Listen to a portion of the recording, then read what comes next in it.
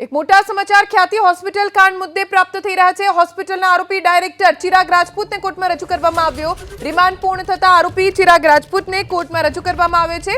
કાંડમાં હજુ કેટલા ડોક્ટરની સંડોવણી છે તેની તપાસ બાકી હોવાનું વકીલે કહ્યું છે અને સાથે તેમણે માહિતી આપી કે આરોપી કાર્તિક પટેલની તપાસ માટે પણ રિમાન્ડ જરૂરી છે। કાર્તિક પટેલ જેણે હમણાં થોડા દિવસ પહેલા આગોતરા જામીન અરજી કરી હતી, જોકે કોર્ટે તેની આગોતરા જામીન અરજી નામંજૂર કરી દીધી। ધરપકડના ડરથી આગોતરા જામીન અરજી કરવામાં આવી હતી કેમ કે કાર્તિક પટેલ હજી વિદેશમાં છે, જેની જાણકારી ચિરાગ રાજપૂત પાસે હોઈ શકે છે। આરોપી કાર્તિક પટેલની તપાસ માટે રિમાન્ડ જરૂરી હોવાનું વકીલે કહ્યું છે। બચાવ પક્ષના વકીલે રિમાન્ડ ન આપવા માટે કોર્ટમાં રજૂઆત કરી છે।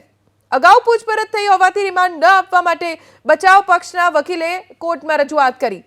રિમાન્ડ પૂર્ણ થતા આરોપી ચિરાગ રાજપૂતને કોર્ટમાં રજૂ કરવામાં આવે છે।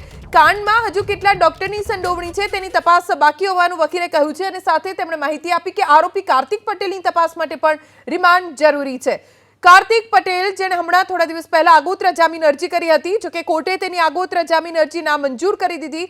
ધરપકડના ડરથી આગોતરા જામીન અરજી કરવામાં આવી હતી કેમ કે કાર્તિક પટેલ હજી વિદેશમાં છે, જેની જાણકારી ચિરાગ રાજપૂત પાસે હોઈ શકે છે। આરોપી કાર્તિક પટેલની તપાસ માટે રિમાન્ડ જરૂરી હોવાનું વકીલે કહ્યું છે। બચાવ પક્ષના વકીલે રિમાન્ડ ન આપવા માટે કોર્ટમાં રજૂઆત કરી છે। અગાઉ પૂછપરછ થઈ હોવાથી રિમાન્ડ ન આપવા માટે બચાવ પક્ષના વકીલે કોર્ટમાં રજૂઆત કરી।